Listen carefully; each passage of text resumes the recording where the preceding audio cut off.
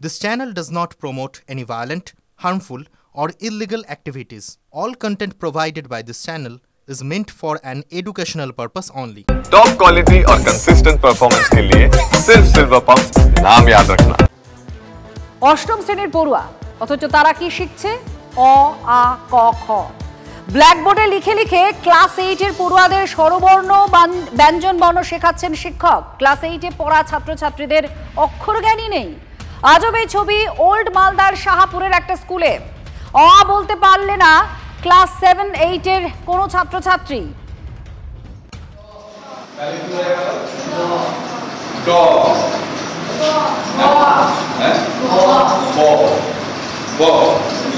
এই বয়ের নিচে যদি আমি ছোট ছোটা দিয়ে কি হয় যাবে হ্যাঁ কারণ আমি রয়ের ফোটাটা এখানে একটা এরকম করে দিয়ে একটা লেজের মতন করে দিই তাহলে কি হলো এটা হ্যাঁ ছ হয়ে গেল এরকম যদি কি হলো এটা কি হলো ধ ধ হয়ে গেল লিখেছিলে তোমরা এখন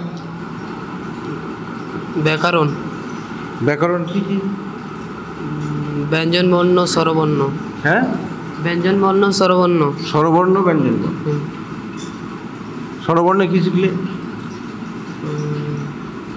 কি পড়ছিলে মানে শিখছিলে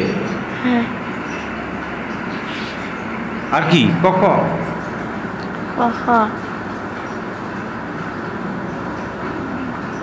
তো অ আ কোন ক্লাসে পড়েছো?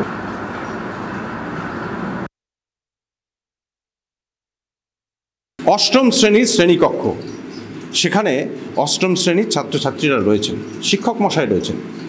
শিক্ষক মশাই পড়াচ্ছেন ব্ল্যাকবোর্ডে লিখে লিখে অ আ ক খ।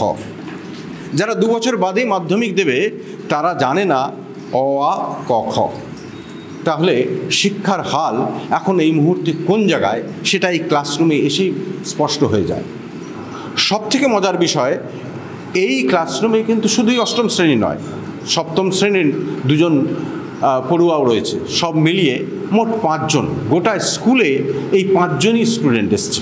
এই গুটি কয়েক পড়ুয়াকে নিয়েই স্কুল চালাচ্ছেন এবং একে একে একের পর এক স্কুল বন্ধ হয়ে যাওয়ার মতো এই স্কুলটাও কি উঠে যাবে? এখন এই প্রশ্নই উঠছে। একই উদ্বেগের মধ্যে রয়েছেন শিক্ষকরাও, কিন্তু হেলদোল নেই শিক্ষা দপ্তরের বা জনপ্রতিনিধিদের। মালদা থেকে ক্যামেরায় মুজিবর শেখের সঙ্গে শুভতোষ, TV9 বাংলা। দেখলেন পড়ুয়াদের অবস্থা। পড়ুয়ারা অ আ ক খ পড়ছেন যারা ক্লাস 7 বা 8 এ পড়েন, কারণ তারা জানেন না, অক্ষর জ্ঞানই নেই। স্কুলের হাল এবার কতটা বেহাল দেখুন। রোজ পড়ুয়া আসে মাত্র 7 জন। খাতায় কলমে যদিও পড়ুয়ার সংখ্যা জনা 30, শিক্ষকের সংখ্যা 5। সপ্তাহে 3 দিন প্রধান শিক্ষক সহ 2 শিক্ষক অন্য স্কুলে ক্লাস নিতে যান, কারণ সেই সব স্কুলে শিক্ষক নেই, কোনো ক্লার্ক নেই, গ্রুপ ডি কর্মীও নেই।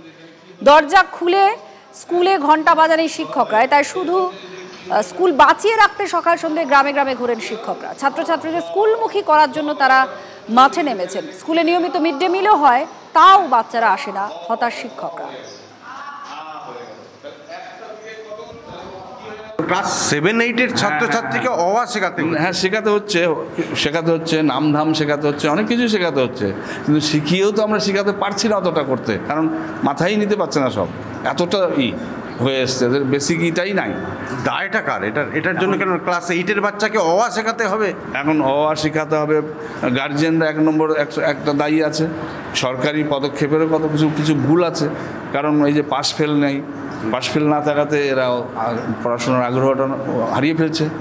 ক্লাস 5 থেকে যারা যে সমস্ত আমাদের 5-এ ভর্তি হয়েছে, ওরা এমনই একটা জানেন, ওদের ব্যাপারটা হচ্ছে অ আ ক খ জ্ঞানটা না, ওদেরকে যে আমরা শিখাচ্ছি কিন্তু ব্রেনের মধ্যে ওদের নিতে পারছে না, অ উল্টো করে লেখে।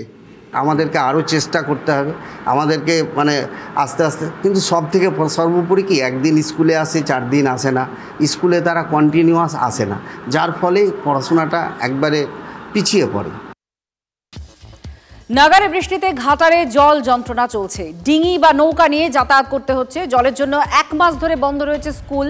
স্কুলে যেতেও পারছেন না ক্লাস 4-এর অংশু, তাই দাদুর সঙ্গে ডোঙা করে ছাগল চড়াতে যাচ্ছে খুদেই পড়ুয়া।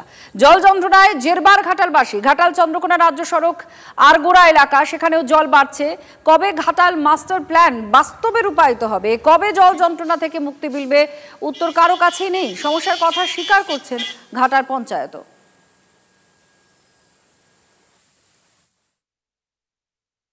বাড়ি থেকে এইভাবে আসলে স্কুল যাও? এখন কি বন্যার সময় বন্যার জন্য স্কুল যেতে পারছো না? কতদিন স্কুল যেতে পারছো না? ওই তো 1 মাসের মতন। মানে বন্যা না থাকলে স্কুলে যেতে?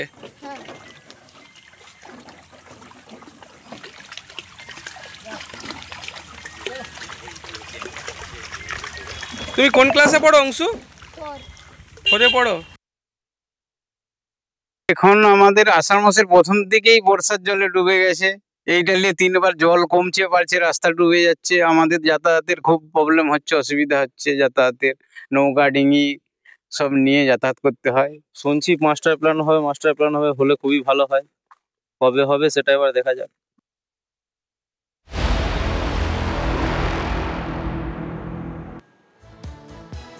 এবার দেখুন পথশ্রীর কি হতশ্রী দশা। জুলির পর খাটিয়া, নারায়ণগড়, দাসপুরের পর এবার সুতির চেহারা আপনাদের সামনে তুলে ধরি। পথশ্রীর রাজ্যে হতশ্রী রাস্তা।